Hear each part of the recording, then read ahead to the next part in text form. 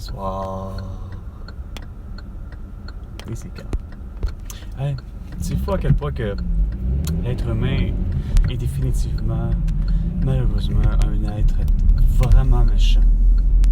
Vraiment vulgaire. Et sans retenue, dans le sens qu'il frappe à tous les coups, et ce, même s'il n'est pas masqué ou masqué. Autrement dit, je suis plus que sérieux. Quand je dis masqué ou non masqué, c'est que il y a encore de ces gens sur, peu importe les réseaux, je les nomme là. Les réseaux, là, vous savez très bien, il n'y a pas juste que Facebook, il y a Reddit, peu importe, là, il y en a de tous les sortes, les réseaux sociaux, là.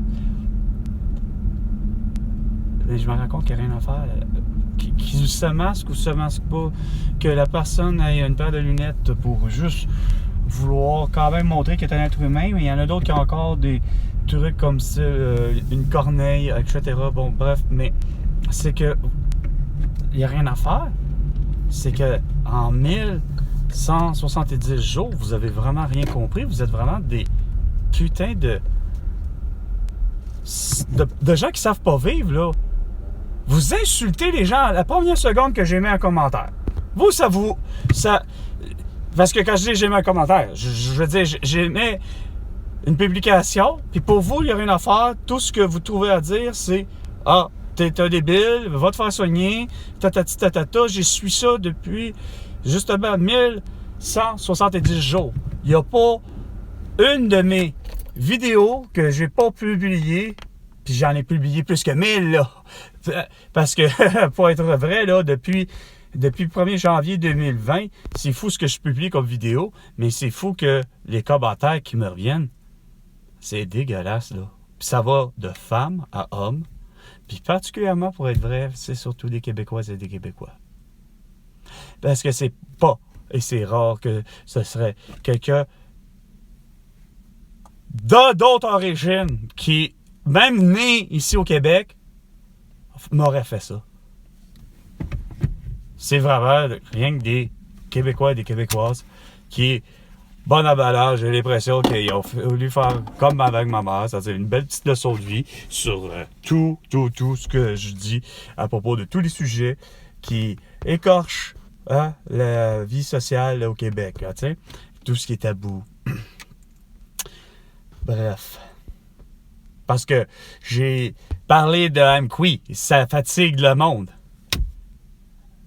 Puis là, pour le monde, là, je suis un pur débile, là. Pourtant, c'est parce que c'est même pas moi qui a commis le crime. J'ai donné mon opinion, ce que j'en pense de cette scène-là, autant que de ce que je pense de la scène de toutes les scènes. C'est-à-dire celle qu'il y a supposément un mois, à Laval, pour la fameuse garderie.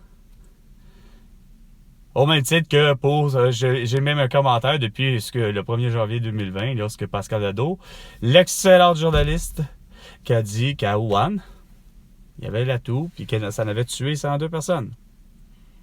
Ben non. Ça finit par faire comme avec le film Slapshot avec Paul Newman et Yvan Ponton.